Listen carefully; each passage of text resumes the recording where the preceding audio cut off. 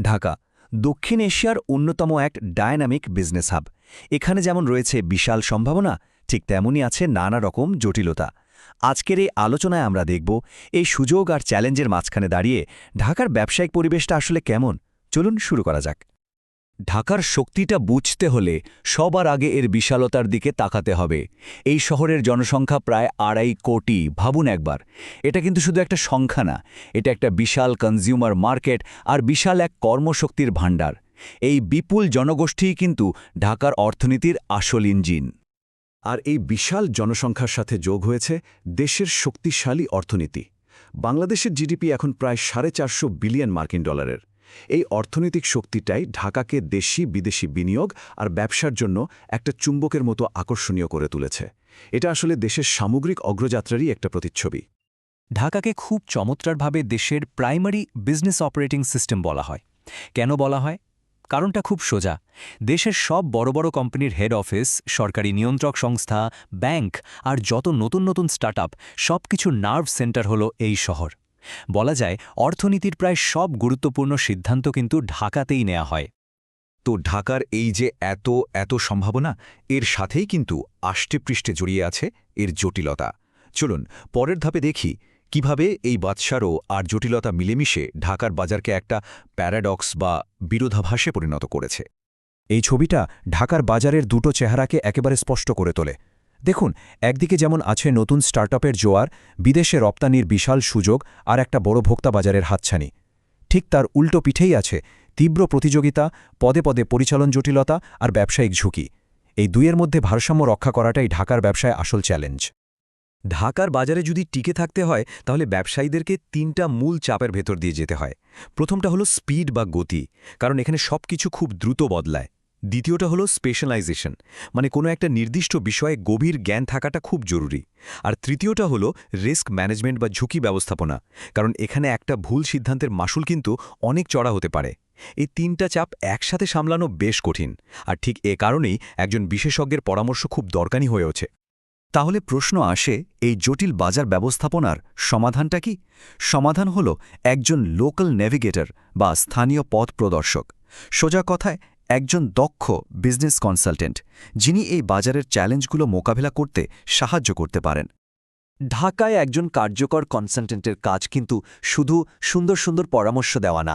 তাদের আসল ভূমিকা হল স্ট্র্যাটেজি বা কৌশল এবং এক্সিকিউশন বা বাস্তবায়নের মধ্যে একটা ব্রিজ তৈরি করা। মানে নিছক একটা ভালো পরিকল্পনাকে কিভাবে সত্যিকারের ফলাফলে পরিণত করা যায়, সেটাই তারা নিশ্চিত করে। কারণ দিন শেষে খাতায় কলমের দারুণ প্ল্যান থাকলেই তো হবে না, সফল বাস্তবায়নটাই আসল কথা, তাই না? চলুন তাহলে দেখে নেওয়া যাক একজন কনসালটেন্ট ঠিক কি টুলস বা সেবা নিয়ে আসেন যা একটা ব্যবসাকে সফল হতে সাহায্য করতে পারে। এটাকে অনেকটা ব্যবসার জন্য একটা কমপ্লিট টুল কিটও বলতে পারেন।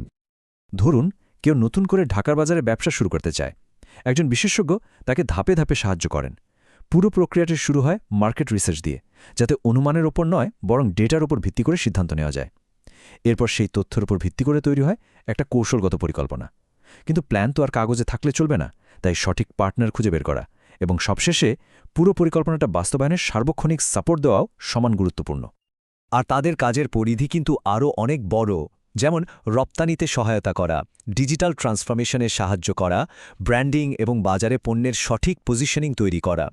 এমনকি কোম্পানির ভেতরের কার্যক্রমকে আরও উন্নত করতেও তারা সহায়তা করেন। অর্থাৎ ব্যবসার প্রায় সব দিকেই তাদের সাপোর্ট পাওয়া সম্ভব। এখন সবচেয়ে বড় প্রশ্ন হল, বাজারে তো অনেক কনসালটেন্ট আছে, এদের মধ্যে থেকে সঠিক এবং নির্ভরযোগ্য সঙ্গী কিভাবে খুঁজে পাওয়া যাবে? চলুন এবার তত্ত্বের জগৎ থেকে একটু প্রমাণের দিকে যাওয়া যাক। ব্যবসার জন্য সঠিক পথপ্রদর্শক কিভাবে খুঁজে পাওয়া সম্ভব? এই প্রশ্নটা কিন্তু খুব জরুরি, কারণ একজন ভুল গাইড কিন্তু পুরো ব্যবসাকেই ভুল পথে নিয়ে যেতে পারে। তাহলে কিভাবে চেনা যাবে সেই সঠিক মানুষ বা প্রতিষ্ঠানকে? একজন ভালো কনসালটেন্টকে যাচাই করার জন্য মূলত 4টা বিষয় দেখতে হবে। প্রথমত, তাদের পূর্ববর্তী কাজের অভিজ্ঞতা আছে কিনা, যা হাতে কলমে দেখানো সম্ভব। দ্বিতীয়ত, তারা শুধু কৌশল বানাতেই পারে নাকি সেটা বাস্তবায়নের সক্ষমতাও রাখে। তৃতীয়ত, তাদের নেটওয়ার্ক কতটা শক্তিশালী। এবং সবশেষে, কাজের পরিধি ও সময়সীমা নিয়ে তারা স্বচ্ছ ডকুমেন্টেশন করে কিনা। চলুন কথার পাশাপাশি একটা বাস্তব উদাহরণ দেখা যাক। ট্রেড অ্যান্ড ইনভেস্টমেন্ট বাংলাদেশ, সংক্ষেপে T&IB, ঢাকার একটি কনসালটেন্সি ফার্ম যারা শুধু পরিকল্পনায় নয় বরং সেটা বাস্তবায়নের ওপরই সবচেয়ে বেশি জোর দেয়। একটা প্রতিষ্ঠানের বিশ্বাসযোগ্যতা কিন্তু অনেকাংশেই নির্ভর করে তার পেছনের মানুষগুলোর উপর। T&IBর ক্ষেত্রে এর প্রতিষ্ঠাতা মোহাম্মদ জয়নাল আবেদিন। তার কেরিয়ারের দিকে তাকালেই ব্যাপারটা পরিষ্কার হয়ে যায়।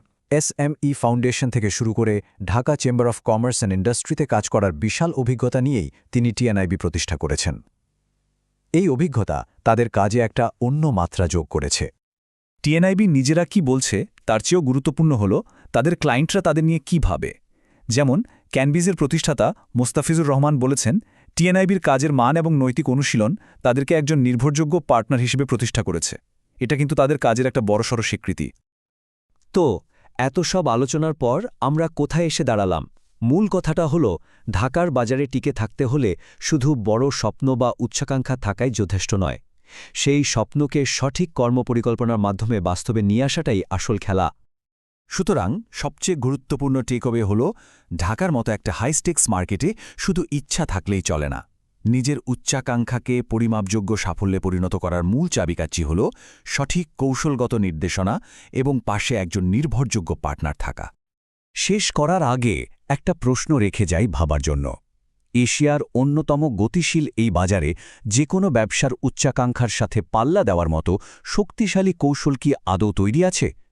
এর উত্তরই কিন্তু হয়তো সেই ব্যবসার ভবিষ্যৎ নির্ধারণ করে দেয়।